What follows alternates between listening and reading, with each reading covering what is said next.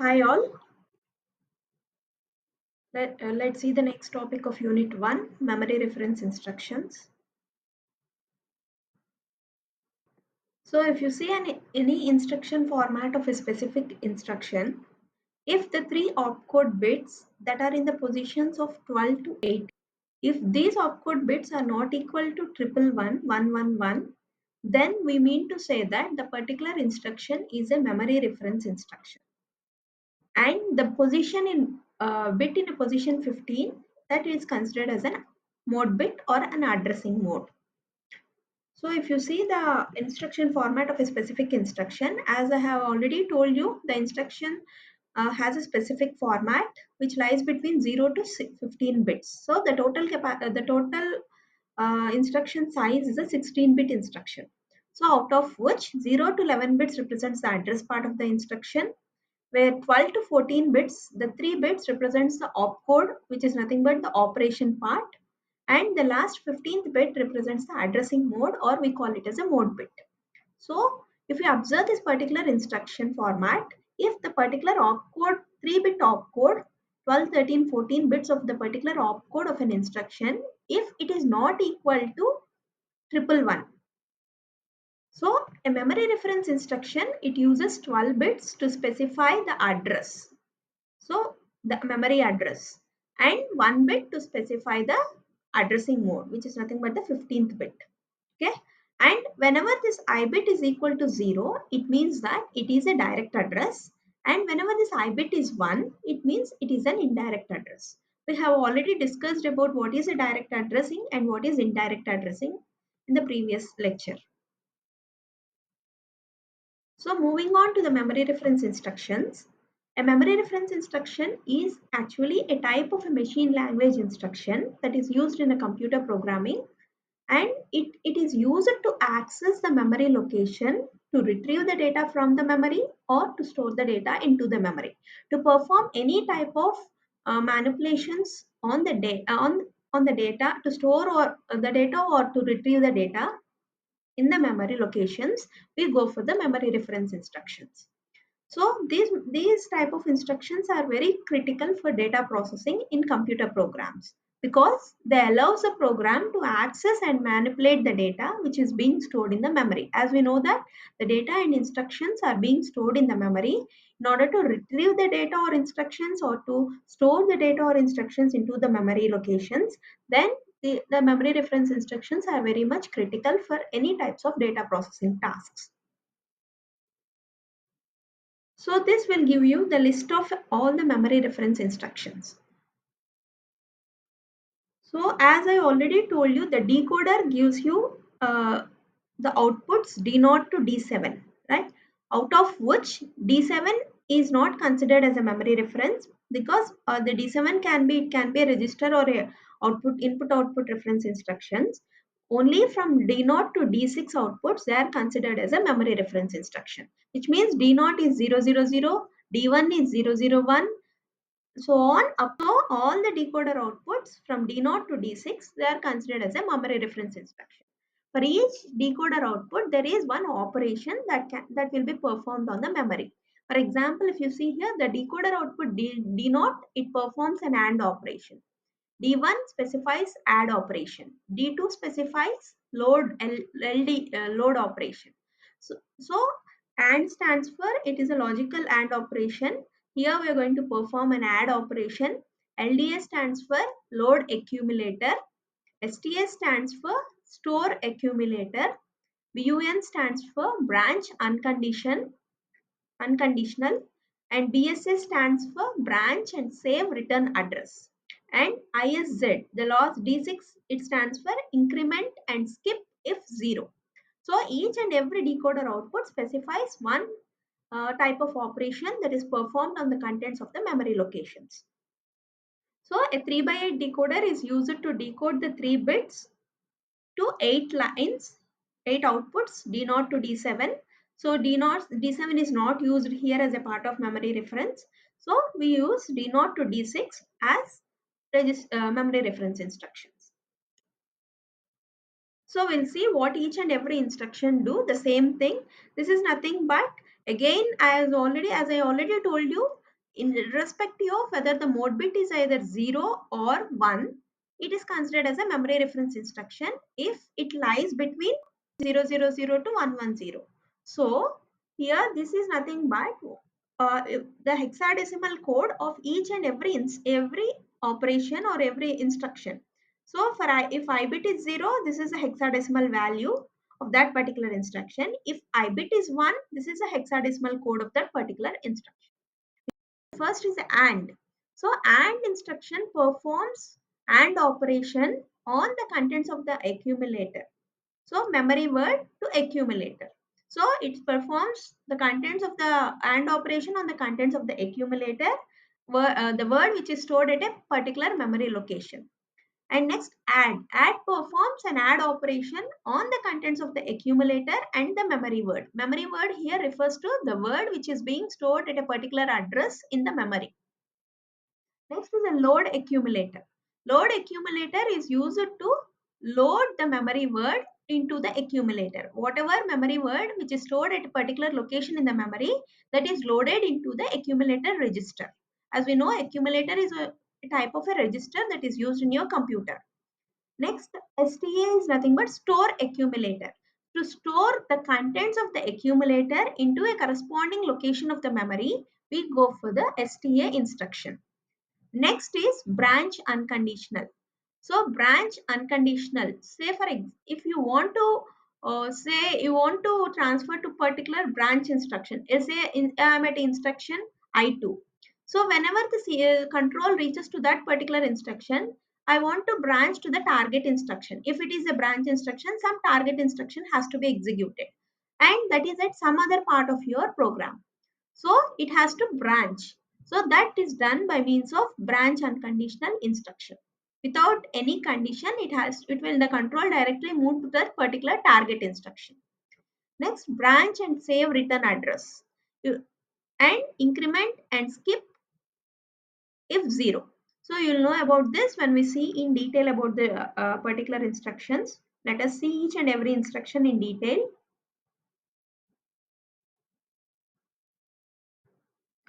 So the effective address of the instruction is an address register and was placed during the timing signal T2 and I is equal to 0. Overall, if you see this memory reference instructions, so all the if you see the steps of execution of any particular instruction, it takes some clock cycles to execute each and every instruction. So here the instruction fetch takes one clock cycle, decoding takes one clock cycle. Each and every step of the particular execution of the instruction, it takes one clock cycle. So in the clock cycle T1, the instruction will be fetched. T2, the instruction will be decoded, and once it is decoded, we will know what are the operands required, and we go and fetch the CPU fetches that particular operand from the memory location. So it takes one more clock cycle for operand fetch, and then at the clock cycle T4, it starts the execution of the particular instruction. And then it roll for result, storing the result back into the accumulator or any other register. It takes one more clock cycle, and at the finally last clock cycle it go for the next instruction. So the fetch, decode, operand fetch, totally they take 3 clock cycles. So the actual execution of the instruction starts from clock cycle T4. Okay, let's see the first instruction, memory reference instruction, and so and it performs a logical AND operation on the pair of bits which are present in the accumulator register and the memory word specified by the effective address. So and the result of this particular operation is again transferred into the accumulator. So if you see the micro operations, the number of steps which are required to execute this particular AND instruction, there are 2 clock cycles required. Since the operation is D naught, the decoder output is D naught. It is mentioned with D naught, and it is the execution of the instruction starts at the T4 clock cycle. So at a time T4, the contents of the memory and operation. So you cannot directly perform any type of a logical operation directly on the contents which are stored in the memory locations. They have to be transferred into some temporary registers, and then only the operation can be performed.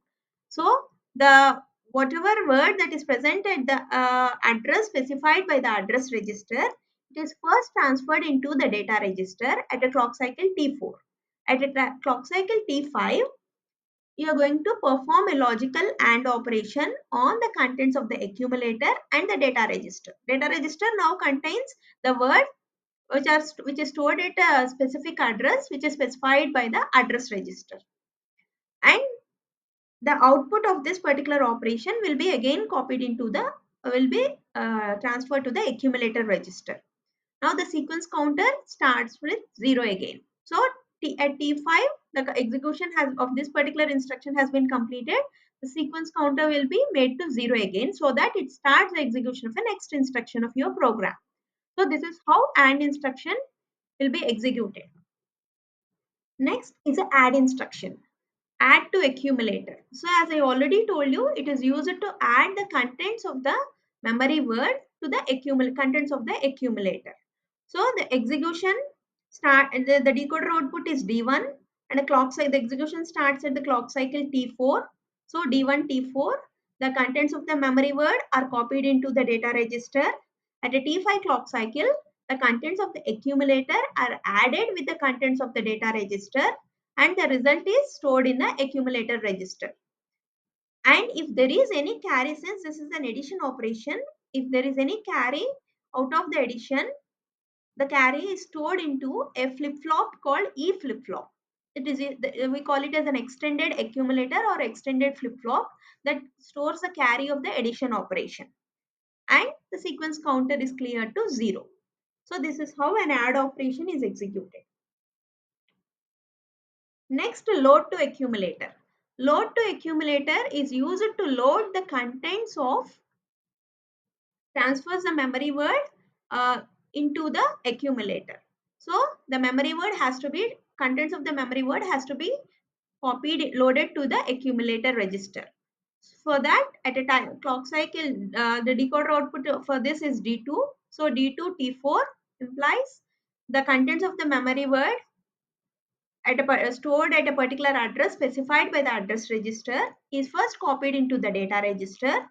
From the data register, it is copied into the accumulator at a clock cycle T5, and the sequence counter is cleared to 0.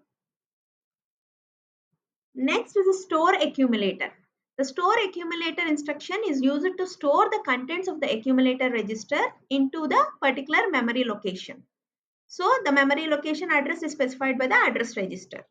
And this instruction takes only a single clock cycle, because you need not have to make use of a data register here. Directly the information which is present in the accumulator can be copied into the particular location of the memory which is specified by the address register.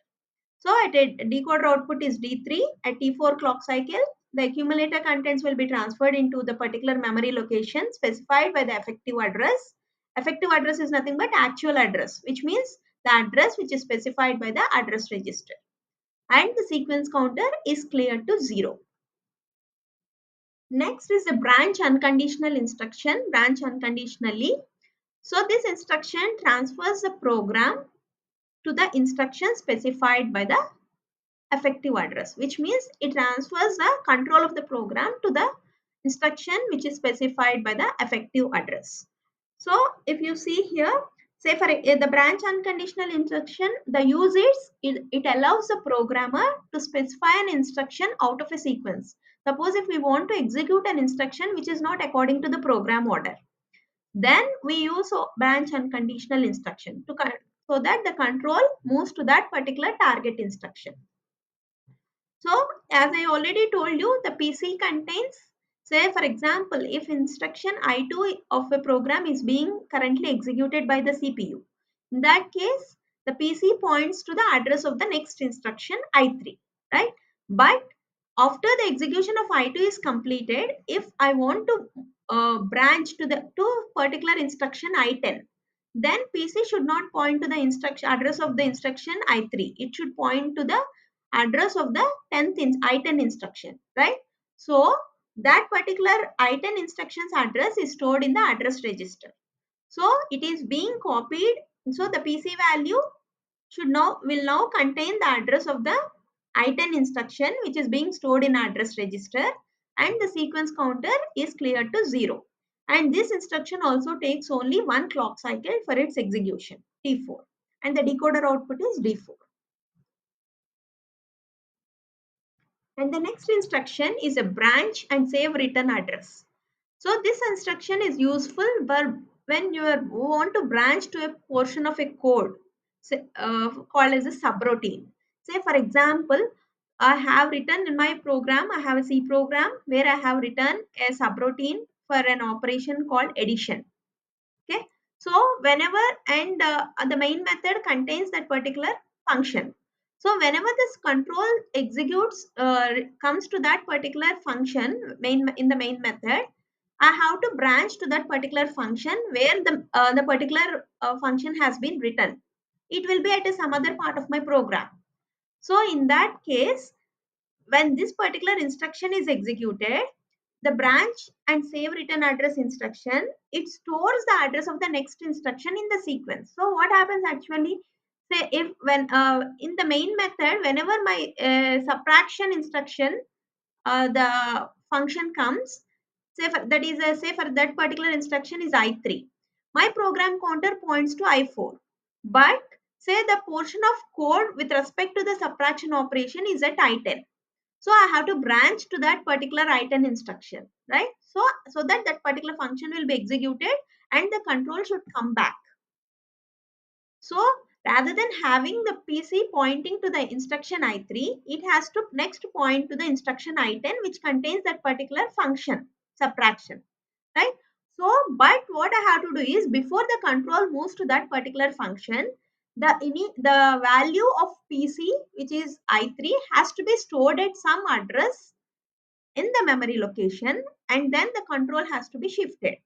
So that is done by means of a branch and save return address, so that after my subroutine has been completed, the execution of my subtraction function has been completed, I can return back to where I have left, that is at instruction I3, and I can complete the execution of my program.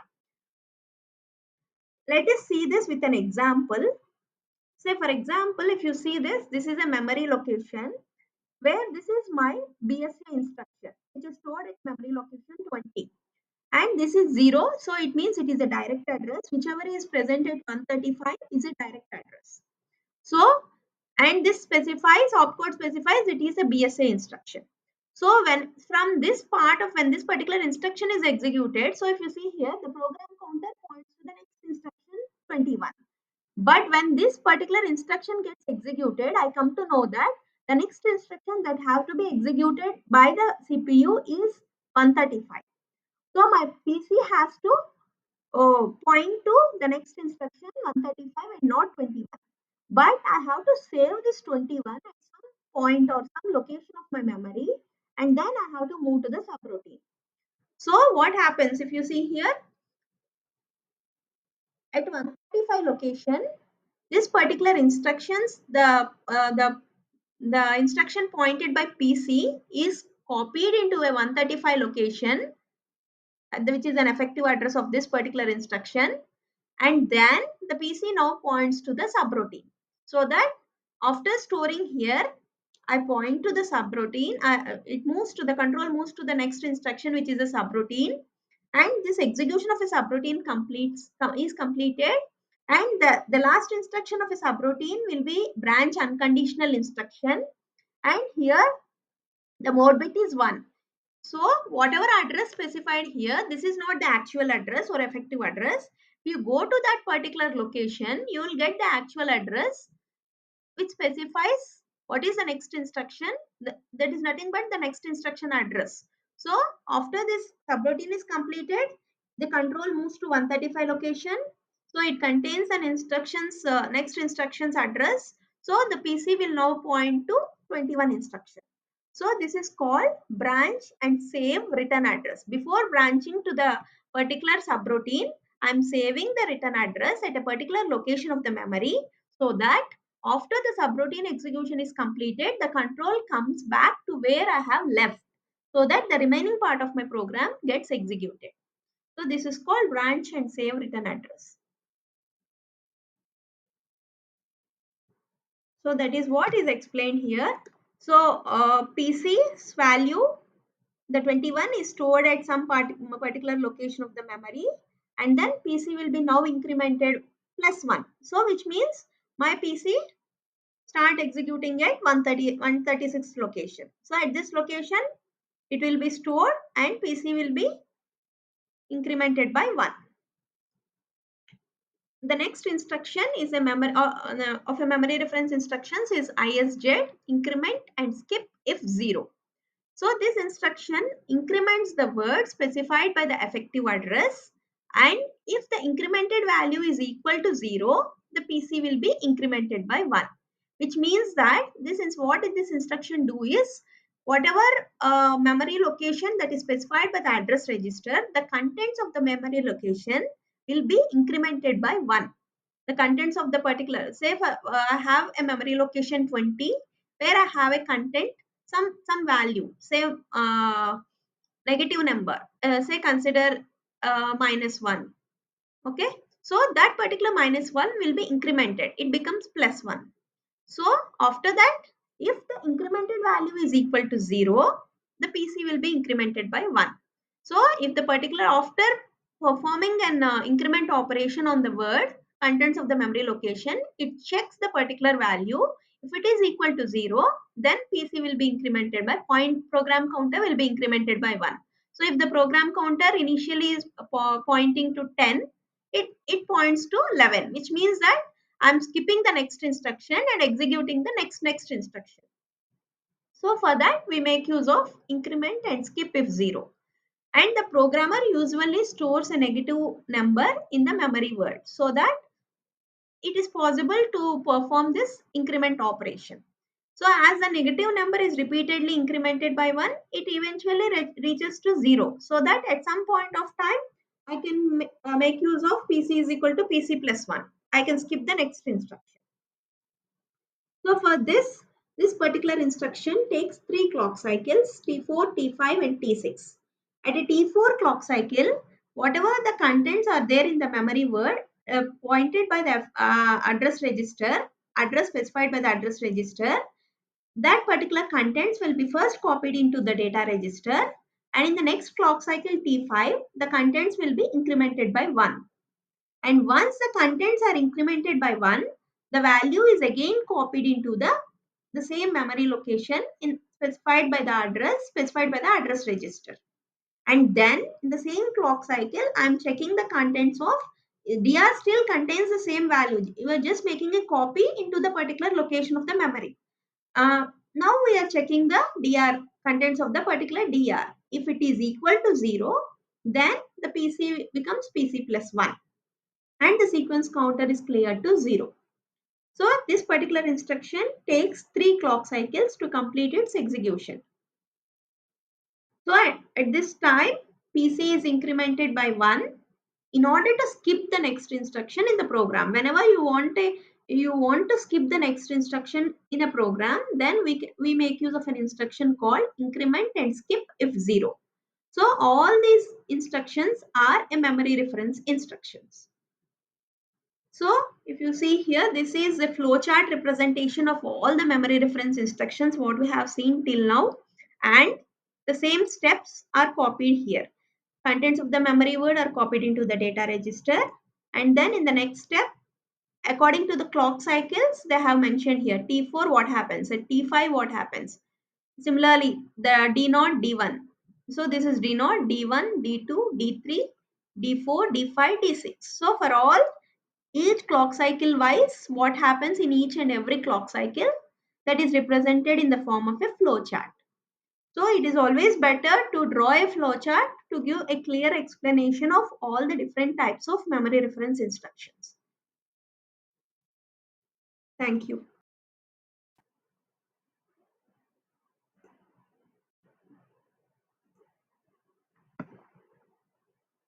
Hi all.